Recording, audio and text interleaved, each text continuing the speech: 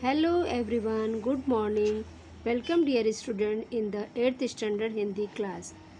बच्चों, हिंदी सुलभ भारतीय 8वीं कक्षा दूसरी इकाई का 5वां लेसन खेती में आई तब्दीलियाँ। तब्दीलियाँ मीन्स बदलाव। यह पत्र है और इसे किसने लिखा है?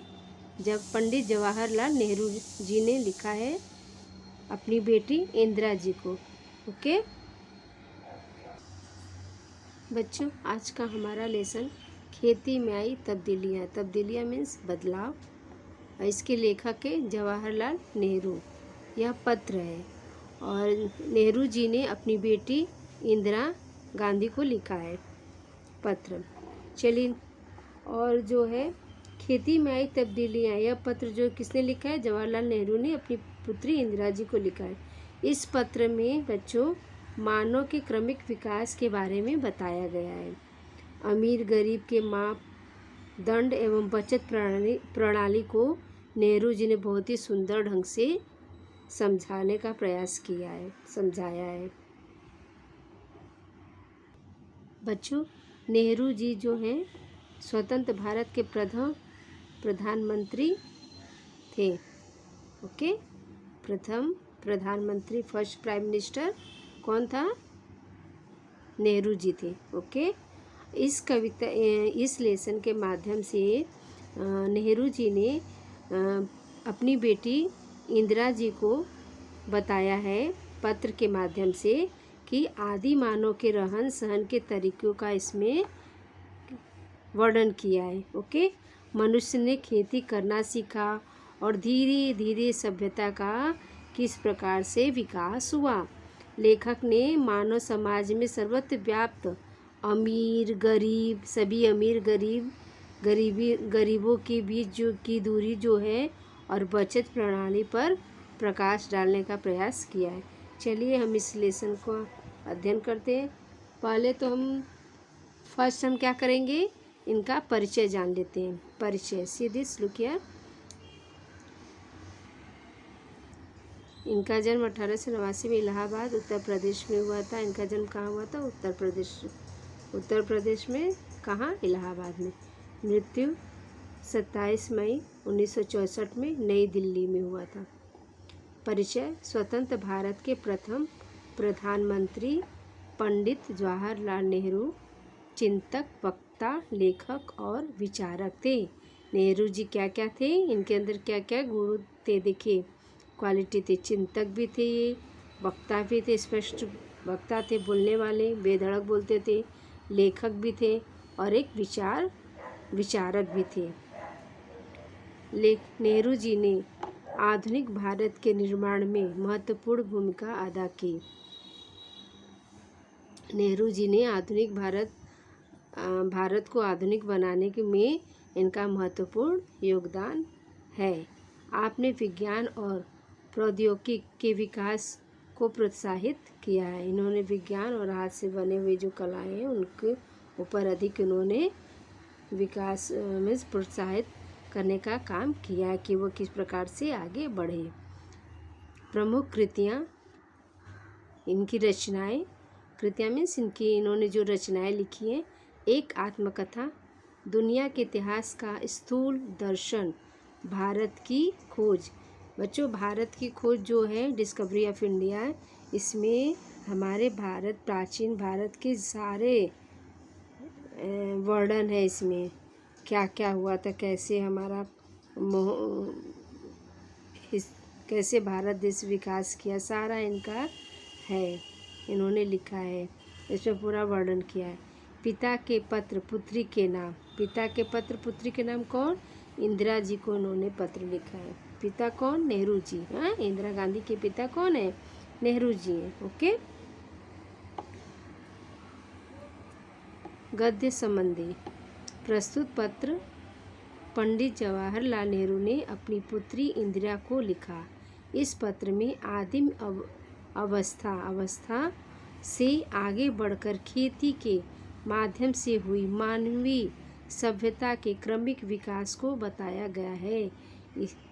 इस लेसन में जो है नेहरू जी ने अपनी बेटी पुत्री जो है इंदिरा जी को पत्र लिखा है और आदि मानव किस प्रकार से पहले क्या करते थे, करते करते उनका कैसे किस प्रकार से विकास हुआ और मानवता का किस प्रकार से विकास हुआ, इसके बारे में इन्होंने वर्णन किया है। यहाँ नेहरू जी ने अमीर गरीब के मानदंड और एवं बचत प्रणाली को सुंदर ढंग से समझाया है। प्रिय बेटी इंदिरा, अपने पिछले खत में मैंने कामों के अलग अलग किए जाने का कुछ हल बताया था। बिल्कुल शुरू में जब आदमी सिर्फ शिकार पर गुजर बसर करता था, काम बटे हुए न थे, हर एक आदमी शिकार करता था और मुश्किल से खाने भर को पाता था। सबसे पहले मर्दों और औरतों के बीच में काम बांटना शुरू हुआ होगा। नेहरू जी क्या बोल रहे हैं, कह रहे बेटी इंदिरा, मैंने पिछले मीन्स इसके पहले जो खत लिखा था, खत मीन्स पत्र लिखा था, मैंने अपने कामों को अलग अलग किए जाने पर कुछ हल बताया था। बिल्कुल शुरू में जब आदमी जब स्टार्टिंग में प्रारंभ में आदमी क्या आदि मानव आदमी जो थे शिकार पर से ही गुजर बसर करते थे। गुजर बसर में अपना दिन व्यतीत करते थे, किसी प्रकार से मीन्स काटते थे, काम बटे हुए न थे। उस समय जो था काम को में बंटवारा नहीं हुआ था, मीन्स काम बटे हुए नहीं थे कि ये आदमी को करना है, ये औरत को करना था। हाँ, हर एक आदमी शिकार करता था, प्रत्येक, हर एक मीन्स क्या, प्रत्येक, एवरीवन। तो प्रत्येक आदमी शिकार करता था और मुश्किल से खाने को पाता था। मीन्स जब प्रत्येक इंसान क्या करता था, शिकार पर जाता था और शिकार के तलाश में, तो ये ज़रूरी नहीं है कि शिकार की तलाश में तो शिकार मिल ही जाएगा ना। तो प्रत्येक आदमी क्या करता था, शिकार के लिए जाता था और मुश्किल से खाने भर को पाता था और किसी प्रकार से वो खाते थे। सबसे पहले मर्दों और औरतों के बीच में काम बांटना शुरू होगा। सबसे पहले जो है क्या क्या है, मर्द मीन्स आदमी, औरतों में जेंट्स और लेडीज़ जो बोलते हैं, तो आदमी औरतों में काम बांटना शुरू हुआ होगा। मर्द शिकार करता हुआ होगा और औरत घर में रहकर बच्चों और पालतू जानवरों की निगरानी करती होगी। निगरानी मीन्स देखभाल करना। तो नेहरू जी क्या बोल रहे हैं, वो बोल रहे हैं कि पहले आदमी औरत का काम बांटा नहीं गया था, बाद में बांटा गया होगा। और आदमी जो है बाहर का काम करने के लिए जाते थे, मीन्स शिकार करने के लिए, और औरत जो थी लेडीज़ घर में अपने घर के कार्यों को करती थी, खाना वगैरह बनाना, पालतू जानवरों को देखना, बच्चों को ध्यान देना, ये सारे कार्य कौन करता था, औरत करती थी, घर की औरतें। जब आदमियों ने खेती करना सीखा तो बहुत सी नई नई बातें निकली। पहले ये क्या करते थे बच्चों, पहले शिकार करते थे ना। हिस्ट्री में आपने पढ़ा है ना कि पहले कैसे शिकार करते थे, शिकार को मार खाते थे। पहले तो कच्चा खाते थे, फिर उसके बाद उन्होंने आग का आविष्कार हुआ तो उन्होंने पका के खाना प्रारंभ किया उसको, मांस को। फिर धीरे धीरे क्या हुआ, देखिए, जब आदमियों ने खेती करना सीखा तो बहुत सी नई नई बातें निकली। फिर उसके बाद उन्होंने खेती भी करना सीखा। पहली बात यह हुई कि काम कई हिस्सों में बट गए थे। जब उन्होंने खेती के लाइन में आए तो खेती करना प्रारंभ किया। तो खेती मीन्स क्या, जो अनाज की जुताई बुनाई जो होती है ना, वो कार्य उन्होंने प्रारंभ किया। तो क्या, पहली बात यह है कि काम कई हिस्सों में बट गए थे। काम जब अधिक काम हो गए तो काम कई हिस्सों में बांट दिए गए। कुछ लोग शिकार खेलते, कुछ खेती करते और कुछ और हल चलाते। तो उनमें से क्या, कुछ लोग शिकार करने के लिए चले जाते थे, कुछ खेती का कार्य करते थे और कुछ जो है हल चलाने का कार्य करते थे। ज्यों ज्यों दिन गुजरे आदमी ने नए नए पेशे सीखे और उनसे पक्के हो गए। तो क्या बोल रहे हैं, जैसे जैसे दिन बीतता गया, एक के बाद दिन बीत, जो मीन्स जैसे जैसे यहाँ देखिए युग्म शब्द युग्म आया। जो जो दिन गुजरते गए आदमियों ने नए नए पेशे सीखे और जैसे जैसे समय बीतता गया उन्होंने एक एक कार्य को वह आगे सीखते गए और उसमें पक्के हो गए, मीन्स उसमें एकदम एक्सपर्ट हो गए। ओके, खेती करने का दूसरा अच्छा नतीजा यह हुआ कि गांव और कस्बे बनने लगे। बच्चों, खेती करने से क्या हुआ, ज़्यादा लोग जुट गए, तो खेती करने का दूसरा अच्छा नतीजा यह, नतीजा में रिजल्ट, फल, तो फल मतलब फ्रूटिन, परिणाम, नतीजा यह हुआ कि गांव और कस्बे बनने लगे। कस्बा का मतलब क्या है यहाँ पर, कस्बा का अर्थ क्या होता है, गांव से या बड़ी व शहर से छोटी बस्तियाँ जो होती ना, गांव से बड़ी और शहर से छोटी बस्तियाँ जो होती उसको हम कस्बा कहते हैं, मीन्स बस्तियाँ। लोग इसमें आबाद होने लगे, आबाद मीन्स बढ़ने लगे, संख्या बढ़ने लगा। खेती के पहले लोग इधर उधर घूमते फिरते और शिकार करते थे। खेती के पहले क्या करते थे लोग, शिकार की तलाश में इधर उधर भटकते रहते थे, उनका रहने का फिक्स स्थान नहीं था। लेकिन जब उन्होंने खेती प्रारंभ किया तो खेती के पहले लोग इधर उधर घूमते फिरते और शिकार करते थे। खेती के पहले लोग इधर उधर घूमते थे, जहाँ शिकार मिलता था और वहाँ पर वह शिकार कर लेते थे। उनके लिए एक जगह रहना ज़रूरी नहीं था। उनके लिए कोई फिक्स नहीं था कि वह एक जगह पर ही रहकर शिकार करेंगे। वो घूमते फिरते रहते थे, किसकी तलाश में, शिकार के। शिकार हर एक जगह मिल जाता था, शिकार हर एक जगह मिल जाता था। इसके सिवा उन्हें गायों, बकरियों और अपने दूसरे जानवरों की वजह से इधर उधर घूमना पड़ता था। शिकार मिल जाता था, लेकिन क्या है, वो अपने गाय, जो पालतू जानवर थे ना, गाय बकरियां, इनको वो चराने का काम करते थे और इधर उधर वो उनको इसके वजह से घूमना पड़ता था। इन जानवरों को चराने के लिए चारागाहों की ज़रूरत थी। एक जगह कुछ दिनों तक चरने के बाद ज़मीन में जानवरों के लिए काफ़ी घास पैदा नहीं होती थी। बच्चों, जो पालतू जानवर थे जैसे कि गाय और बकरी, तो वह लेकर के जाते थे चराने के लिए, तो वो जंगल के जो घास होते तो वो खाते थे। तो वहाँ पर खाते खाते वो ख़त्म तो होगा ना, तो वहाँ पर जानवरों के लिए काफ़ी घास पैदा नहीं होती थी और सारी जाति को एक दूसरी जगह पर जाना पड़ता था, इसलिए वो एक दूसरे मतलब जगह पर जाते थे। जब लोगों को खेती करना आ गया तो उनका ज़मीन के पास रहना ज़रूरी हो गया। बच्चों, जब उन्होंने खेती प्रारंभ किया तो वो अपने खेत को छोड़ के तो नहीं जाएंगे ना, तो उन्होंने क्या किया, ज़मीन के पास ही उन्होंने रहना प्रारंभ कर दिया। ज़मीन को जोत बोकर के वे छोड़ नहीं सकते थे, ज़मीन को जोत बोकर वे छोड़ नहीं सकते थे। उन्हें साल भर तक लगातार खेती का काम लगा ही रहता था और इस तरह गांव और शहर बन गए। तो बच्चों, वो खेत जोतने लगे, तो खेत जोत करके वो अपना कार्य करके मतलब खेत को छोड़कर नहीं जा सकते थे, इसलिए उन्हें एक साल भर तक वहाँ पर लगातार खेती करना पड़ता था।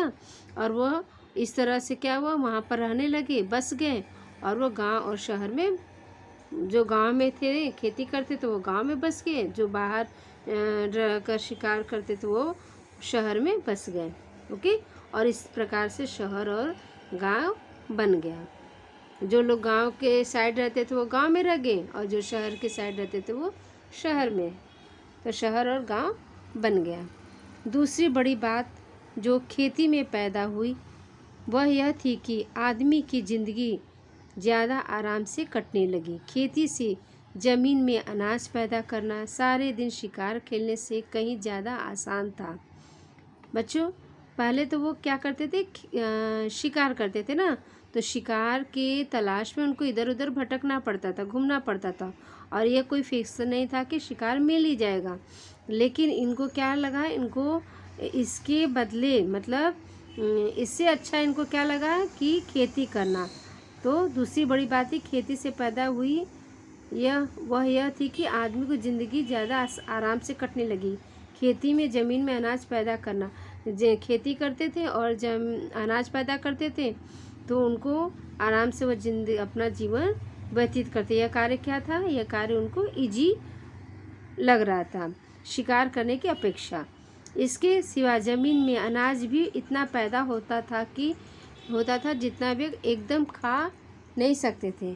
और बच्चों, अनाज जो शिकार करेंगे तो एक या दो जानवर का शिकार करेंगे ना, लेकिन जब इन्होंने ज़मीन में अनाज को बोया और उसका कटाई बुनाई किया, पैदावार होना शुरू हुआ अनाज का, तो बहुत ज़्यादा होता था ना।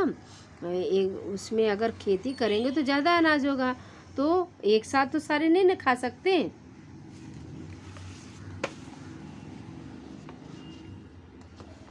इसे वे सुरक्षित रखते थे।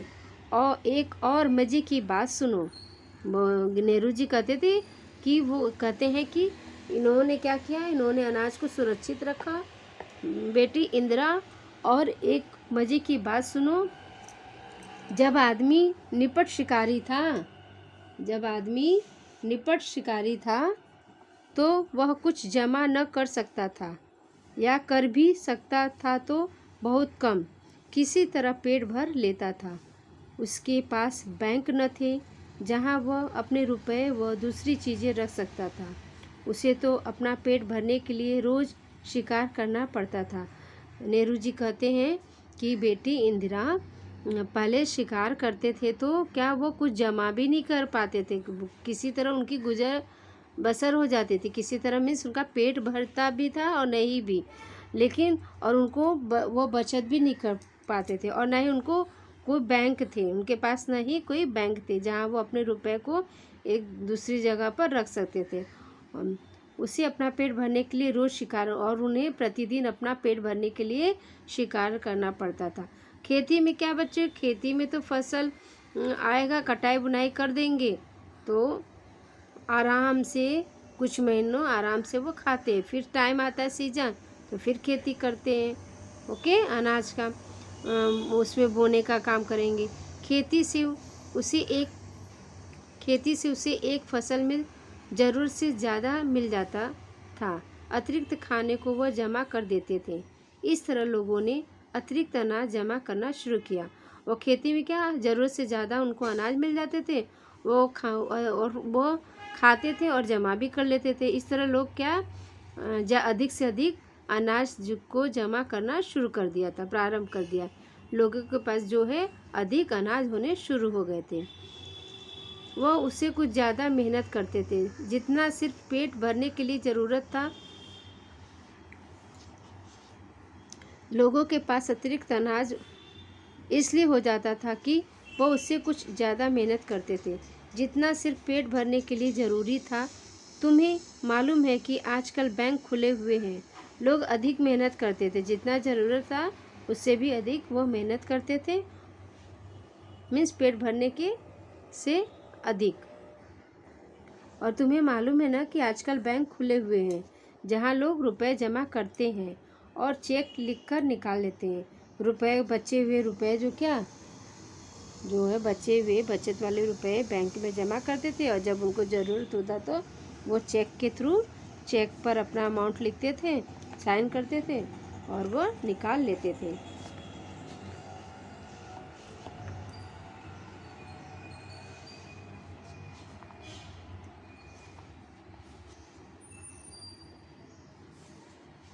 अगर तुम हाँ, यह रुपया कहाँ से आता है? अगर तुम गौर करो तो तुम्हें मालूम होगा कि यह अतिरिक्त रुपया है, यानी ऐसा रुपया जिसे लोगों को एक बारगी खर्च करने की ज़रूरत नहीं। इसे वे बैंक में रखते हैं, वही लोग मालदार हैं। तो ये क्या बोल रहे हैं कि यह रुपया कहाँ से आता है? लोग बैंक में पैसा जमा करते हैं और चेक जमा करने के रुपए निकाल लेते हैं, अर्थात सभी रुपए एक साथ खर्च न हो इसलिए क्या करते हैं, वह बैंकों में जमा करते हैं ना, रुपए को जमा करते हैं। और जो जमा करते हैं बच्चों, अगर हम रुपयों को बैंक में जमा करते जाएंगे तो हमारे पास अधिक पैसे होंगे, और अधिक पैसे होंगे तो मालदार अमीर भी ज़्यादा होंगे ना। तो वही जो पैसे बैंक में रखते थे वही मालदार थे, वही लोग मालदार थे। मालदार मीन्स अमीर, जिसके पास बहुत सा अतिरिक्त रुपया है, और जिनके पास कुछ नहीं वे गरीब। जिनके पास नहीं था, जो नहीं रखते थे वह गरीब हो गए। इस प्रकार से अमीर और गरीब होते गए। आगे तुम्हें मालूम है कि यह अतिरिक्त रुपया आता कहाँ से? इसका सबब यह नहीं है कि आदमी दूसरे से ज़्यादा काम करता है और ज़्यादा कमाता है, बल्कि आजकल जो आदमी आदमी बिल्कुल काम नहीं करता है, उसके पास तो बचत होती है, और जो पसीना बहाता है उसे खाली हाथ रहना पड़ता है। इन्होंने बुरा इंतज़ाम है। बहुत से लोग समझते हैं कि इसी बुरे इंतज़ाम के कारण दुनिया में आजकल इतने गरीब आदमी हैं। अभी शायद तुम यह बात समझ न सको, इसलिए इसमें सिर न खपा। वो बेटी इंदिरा जी को क्या बोल रहे हैं कि जिसके पास पैसा है वो जमा करता जाता है और इसी तरीके से अमीर होता जाता है, और जिसके पास पैसा नहीं है वो दिन रात मजदूरी करता है, काम करता है। दिन रात काम करने वाले हैं, वो बस खाने भर के लिए ही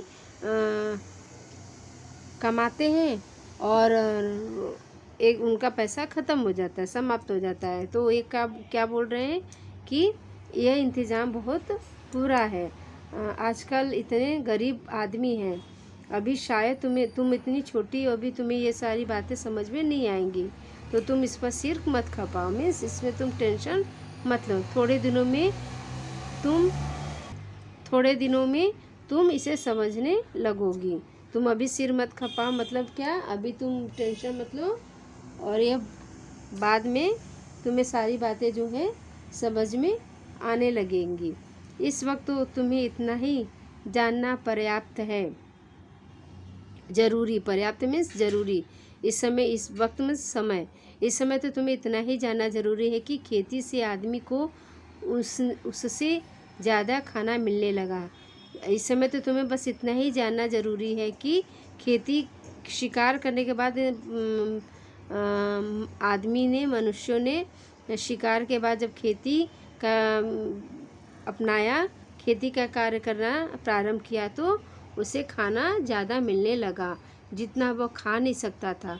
यह जमा कर लिया जाता था। उस ज़माने में न रुपए थे न बैंक। जिनके पास बहुत सी गायें, भेड़, ऊँट या अनाज होते थे वही अमीर कहलाते थे। उस समय बैंक वगैरह नहीं थे, तो क्या बोलते हैं नेहरू जी कि उस समय बैंक नहीं थे कि कोई बैंक वो बैंक में रखे। उस समय सबसे अमीर किसको माना जाता था? जिसके पास बहुत सारे संख्याएं में गाय, भेड़, ऊँट, अनाज, खेत, ये सब ज़्यादा अधिक होता था ना, उन्हें बहुत ही अमीर कहा जाता था, कहलाते थे। इस प्रकार नेहरू जी ने पत्र को समाप्त किया। यहाँ पर लिखा तुम्हारा पिता जवाहरलाल नेहरू। तो बच्चों, यह जो है लेसन हमारा कंप्लीट होता है, और इस लेसन में क्या पत्र